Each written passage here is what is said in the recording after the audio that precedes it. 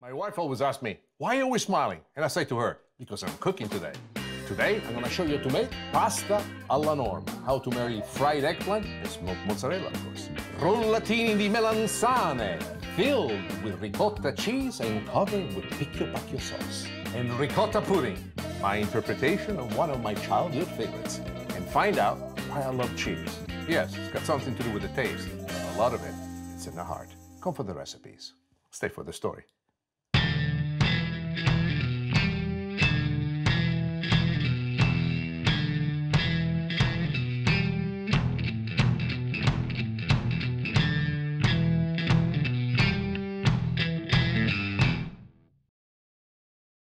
I love cheese.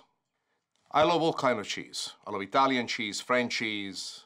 The more, the merrier. I love them all. A real chef should say that cheese, a specific kind, a type that is made certain times of the year in certain fashion, flavors. To me, when I think of cheese, it's the memories that I associate with cheese. Pasta alla Norma, a Sicilian specialty that requires the making of fried eggplant. Very simple. Let me show you how to make it. We're about to deep fry the eggplant using extra light olive oil, super hot, and using a skimmer, I insert it this way. This does several things for me. It allows me to control the drop of the eggplant without any splashback. This is very important. This oil, if not managed properly, it could splash back and cause serious problems. This way, instead, it goes straight in it. Why are we doing it this way? That's the one thing you should ask me. Why don't we just saute it? It's so much easier. One of the big problems that eggplant does have is that it absorbs an enormous amount of oil. It's like a sponge. So when you deep fry like this, you achieve several goals. The number one goal is that as soon as the eggplant cube hits the olive oil, it gets seared. So all the juices are trapped on the inside, and it prevents for any oil to be sucked into the eggplant. It makes this eggplant still, deep fried and dealt with oil, but it's much, much lighter than when you saute it in the olive oil using a saute pan, because at that point, what you will notice is that the eggplant can actually absorb a time and a half its volume, and that could be very, very greasy. Now, let's pay attention and see what happens here. We got the perfect color, so let me take this out of here. I'm loving using this tool. Perfetto, perfetto, perfect. Before we continue with the rest of the recipe, there's another addition. While the eggplant is super hot like this, I like to add some extra flavor. So we go with some chopped, fresh mint. Why mint? Mint is a Sicilian spice, and we put it everywhere if we can. And in this case, it's perfect. And the next thing that we're going to do is Romano cheese, right on top of it. Why? This is super hot, so the cheese and the mint are going to coat the outside of the eggplant. So when we use this inside the sauce, every piece of eggplant will have a flavor of its own. Now, we're done with this. Next, I'm going to show you to make the sauce.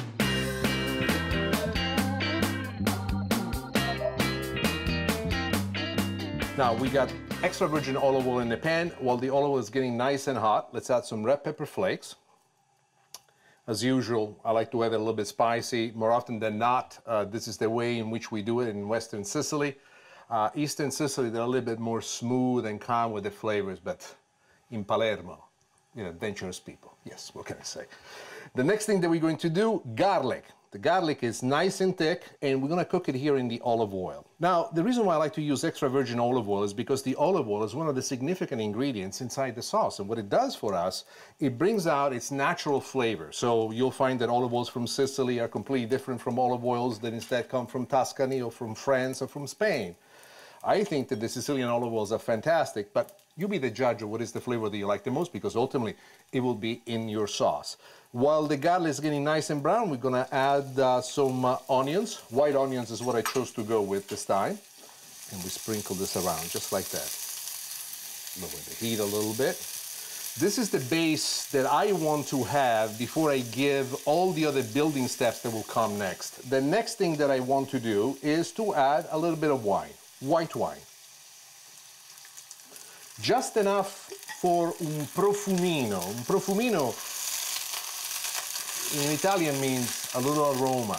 You just want to give it something that just a splash of it that almost caresses the ingredients without overtaking them. Because on top of this, we're going to build the sauce with other ingredients that already have flavors of their own. So the first thing that we're going to do, we're going to add tomato sauce.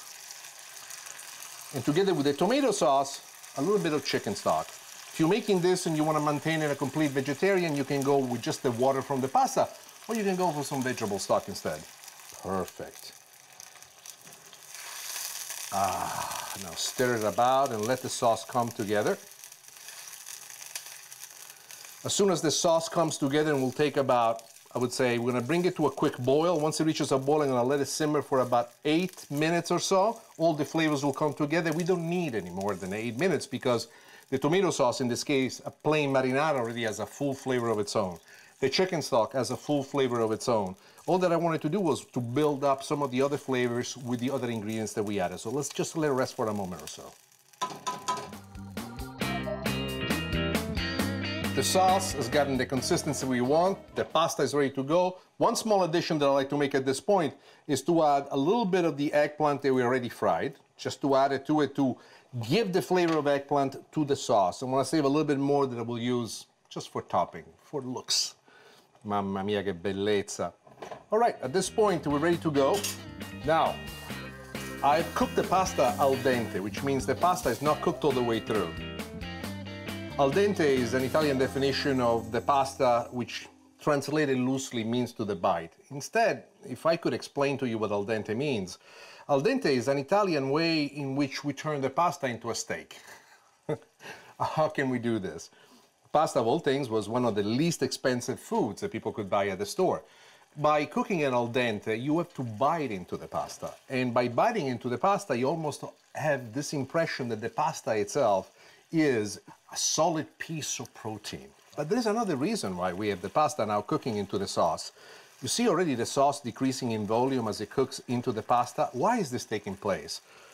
In this case, the pasta has ridges on them, as you can see right here. The other part is that this sauce is getting trapped inside the pasta itself and penetrating the pasta layer by layer by layer. This is the definition of a professional rendition of pasta. And you can see when the pasta arrives to be completely enveloped, surrounded, and every bite that you take, the pasta and the sauce itself go as one. Now, I am ready for my secret weapon. What is that weapon? Well, let me turn off the sauce so I can talk to you about this. We're going to add a very unique cheese. Let me add it right now. This cheese is called scamorza. In other words, scamorza is smoked mozzarella. Smoked mozzarella is the typical cheese that is associated with this particular kind of pasta. It has a very smoky taste to it, and it does not have the softness that you're accustomed to get from fresh mozzarella. Rather, it's a little bit harder, but the flavor that it has is astonishing, astonishing. So we're done with the pasta, and now we're ready to plate. Let me show you how to do that. The plating of pasta is, for me, to say the very least, a religious experience. Not just pasta alla Norma, which I'm serving you right now, but any kind of pasta. Because I think of all the dishes that I know how to make, pasta is the one that I connect with the most. The cheese, the mozzarella that has melted into, now is making what is known il filo, string. This is the signature of the look of pasta alla Norma. Before I serve it, I like to do two things. I like to add the extra bit of eggplant that I saved, and then there is one last addition, and that is the addition of Romano cheese, which in my opinion completely brings this to the next level. This is not just a pasta from my youth, this is pasta alla Norma. Pasta done according to the rules. And this is how you make pasta alla Norma.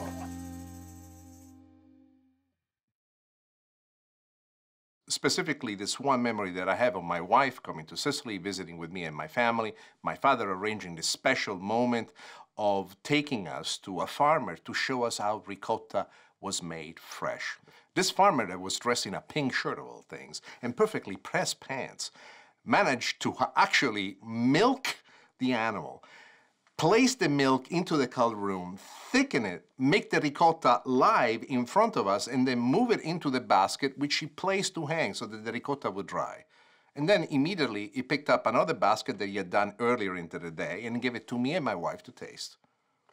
I thought I knew what ricotta tasted like, but there is ricotta that you buy at the store, and then it's ricotta that you buy fresh, made by the farmer. Rollatini di Melanzane. This you're going to love. I'm going to show you to make a typical Sicilian dish that involves eggplant and ricotta. And then I'm going to top it with something special. You're going to love this. Easy to make, super tasty.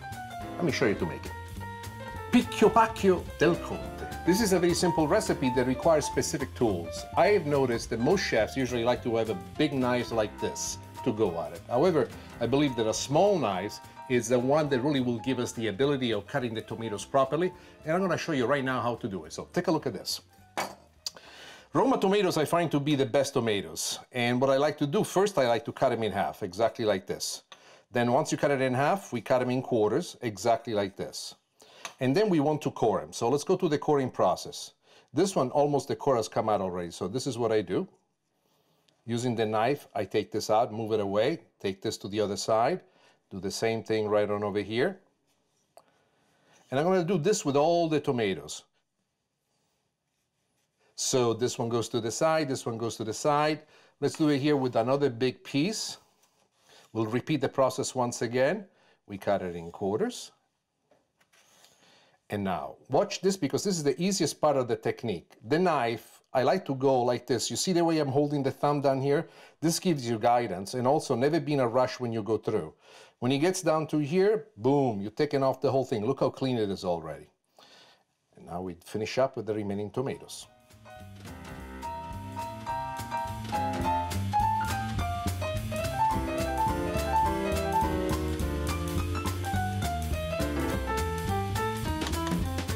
Okay, now we're ready to cut into small dice. Watch this. What I like to do by using the point is going right at it and cut it into the sections that you want. The point gives you a huge advantage. With these fingers, you almost have an instant guard because you're resting it on the knuckles right here, making sure that when you draw it down, you don't cut your finger. This is the most important part of this technique. Now you have all these tiny squares, you see, and now we go and we make it into small cubes. By doing it this way, you avoid the risk that more often is involved when using a large blade that shadows the view in front of you. And in spite of the fact that you might think you're moving faster with a bigger blade, you're actually putting yourself in quite a danger. Look how beautiful all these little pieces are. And this is a technique that you can use over and over and over again for any kind of vegetable that you want to cut into this particular shape. Let's do it one more time together. Here we are.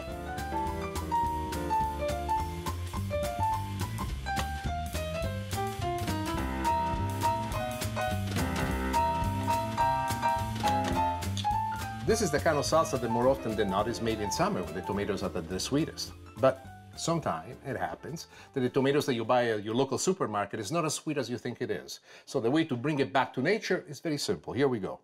A little bit of sugar sprinkled on top just to bring back some of the original sweetness. Then, if you want on the spicy side, a little bit of pepper does help. A little bit of salt. When you use salt, has to be sea salt. Sea salt is the best kind of salt there is. Then the next thing that we're going to add is chopped garlic. Now, this is too much. I would say every 5 tomatoes, you don't want to use any more than 2 chopped garlic cloves, depending on how big they are. If they're really small, maybe 3, but no more than that because the garlic will marinate with the rest of the ingredients. And if you let it go for too long, it might kind of make the sauce a little bit too spicy. So here we go with the garlic. And I use this half of this amount to give you an idea. Then we have chopped basil. And I prefer basil. I think the basil is the best addition also because it's the perfect part of summertime. And then you want to mix it all together just like this. But we're not done yet. The most important ingredient is in the olive oil. If you have access to the finest of extra virgin olive oil, this is the time in which you want to use it because this olive oil is going to do several things. It's going to change the flavor of the tomatoes and it's going to impart its personality. What is that makes extra virgin olive oil extremely important? Extra virgin olive oil is the byproduct of the first press, which means the fruitiness of it, the personality of it is right there in it. Remember, there will be quite a bit of water that will be released from the tomatoes via the salt. When you do this at home, I would say have this made at least an hour before you serve it, up to 4 hours before you serve it. And the longer that you keep it in the bowl, the more that the flavors will come together. This, ladies and gentlemen, is how you make picchio pacchio del Conte. The making of rollatini di melanzane is first and foremost fun. The most difficult thing, if there is anything difficult about this recipe, is how to actually handle the eggplant. It's quite easy. You just cut both ends of it. Then once you cut both ends, you need to square out the eggplant. What does it mean? You put it flat on the cutting board, and then you cut one side so it's perfectly square. You roll it over, and now the eggplant will be standing right on the cutting board. You cut the other side, you continue with the other side, and then lastly, the last side. So now you have basically a cylinder. At this point, you stand the eggplant up, and with the knife, starting from the top, you cut about 1/4-inch slices. And slice the first one, then the second one, and so forth and so on, until you have all the slices that you want. Before you can grill those slices, you need to brush them with olive oil, sprinkle with a little bit of salt, and do this on both sides. And then what I like to do is I like to cook them on a grill pan. On a grill pan, when the eggplant are only about a 1/4-inch thick, it really doesn't take that much time. 1 minute per side will give you exactly what you want. And it will be a total of 4 minutes in total, if you think about it, because you want to do 1 minute on one side, 1 minute in the back, then turn it again and create the crisscross finish. That's a design element that I like a great deal. And now, once you reach this point, it becomes fun. Let me show you how to make the ricotta filling.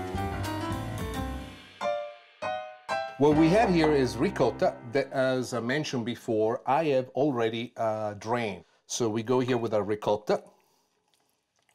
Once you get to this point, we need to flavor the ricotta. How do you do that? Quite simply. A little sprinkle of salt on top, and then I like to go with a little bit of pepper. The pepper that I like to do is a little bit on the coarse side. Why do I do that? I do it both for color as well as for flavor. And then some freshly chopped basil, just to infuse it all together. Next to it is the most important part. When I make this at my house, I can only make it with Parmigiano Reggiano. And you know the story, because my wife does not like Romano. What can I tell you? A revolution would not work. When you make it for yourself, listen to me. Romano, it's better. Now, here we go. We add the cheese. To this amount, I would say this would be about enough cheese. And now we're ready to actually mix it all together. This tool that I use allows me to squish everything down. And what I want to do is to make sure that the cheese completely incorporates into the ricotta. And while I do this, I also use my hand to turn this around. Why? It gives me the ability, by turning the bowl around, to incorporate, emulsify all of these ingredients into the perfect layout. And this is exactly what we've done. This is perfect. This is quite flavorful, as a matter of fact. At this point, we're ready now to make the rollatini. What are the rollatini? Rollatini is a very elegant Italian word to say rolls. Let me show you exactly what I mean. So we lay down the eggplant slice. Why do we choose this slice? This is the slice that I like, nice and soft, has nice grill marks on the other side. This is the less appealing one. So we take a little bit of the ricotta, we place it right here in the middle, and then rolling it, just as you would any other piece of lasagna, for those of you who are Italian and in love with lasagna. Here is our first rollatino. Let's make another one. Here's another piece. Let me see what's it. Oh, they're pretty on both sides. So we lay it down just like this. We take a little spoonful of ricotta. I like to place it right in the middle. Why? When I place it in the middle like this, what this does for me already creates for me the perfect roll, you see? When you do this, one of the things that people always get panicky about is, what if it spills out on the side? It won't, because once you roll it down like this, you can pat it just like this, and you can control the flow of the ricotta. So there you are with 2 rollatini. Let's make a third one, just for sport. Which one should we go with? Here we go. Place it down there. A little bit more of the ricotta. Put it right in here. And then we roll it up. When you roll it up, once you get to this point, the finger allows you to make the last turn and to give it this perfect, beautiful decoration. When I do this for myself, one of the things that I'm looking forward to is to always showcase these beautiful grill marks. Why? Does it make it taste better? No. Does it look better? Yes. Is it more fun to eat? Yes. Who says so? Me. All right, enough talking. Let me show you how to plate this.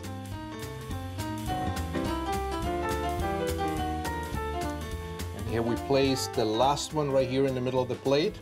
The reason why I use this instrument is because it allows me to guide it exactly where I want to. And here, finally, there is the coup de grace, picchio pacchio del conte.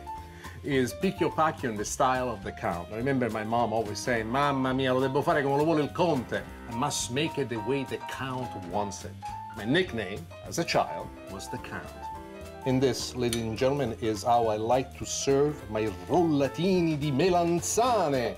The simplicity of the eggplant, the interesting combination of the ricotta with the cheese, the pepper, and the basil inside creates, in my opinion, a real culinary concert. Ladies and gentlemen, this is how you make rollatini di melanzane with picchio pacchio del conte. I remember taking a bite of the ricotta thinking that it tasted like ice cream. I remember looking at my wife, who was happy to be there. It wasn't because I looked great, and trust me, I looked sensational. I had this wonderful suit, this wonderful little tie that I brought. Only I would take a suit to go to a farmer to make ricotta, but I didn't care. I wanted to impress my wife. And she told me, "I'm so happy. I married a Sicilian. If you guys can cook like this, I will be happy forever." I still cannot make ricotta. But every time I think about cheese, I think what an art form it is to take these ingredients and make them sing in such a unique way.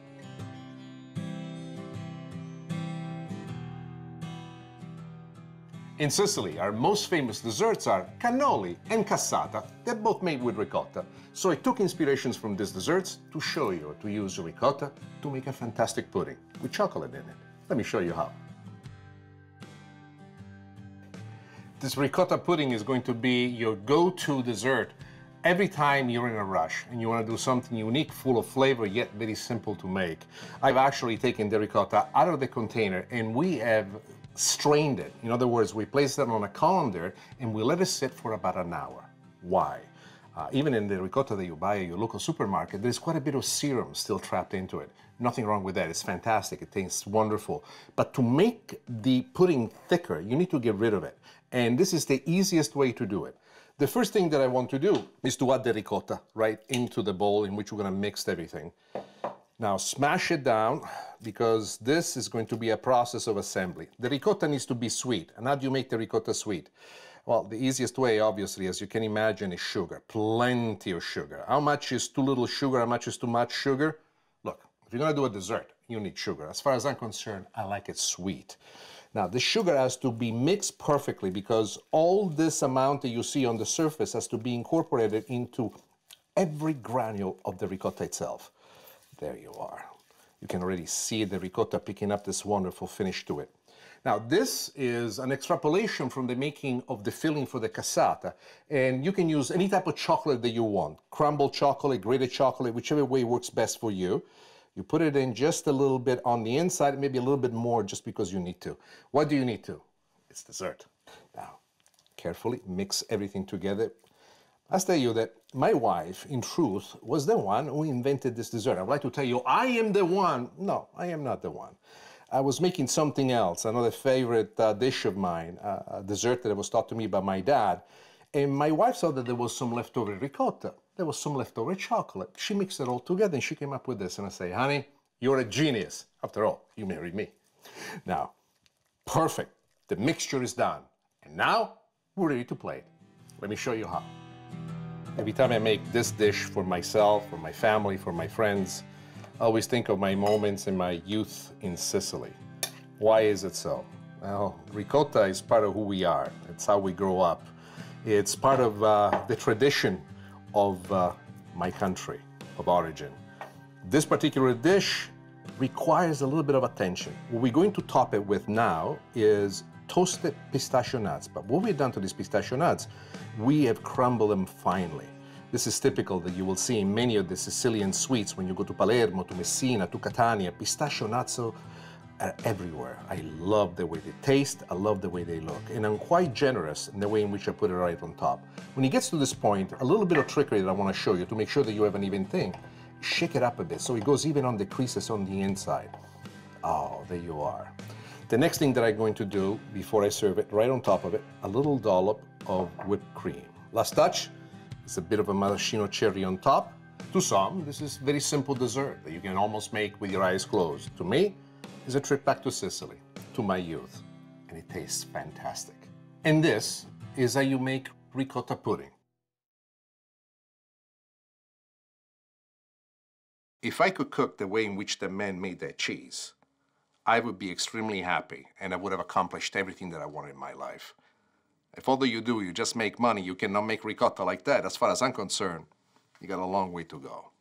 That man, as far as I'm concerned, that man was amazing. I still envy him. Maybe one day I'll make ricotta too. They're good. I don't know, but I will try. I will try. So what again? Ricotta pudding. And for dessert, ricotta pudding. Whoa, that will put a few pounds on you.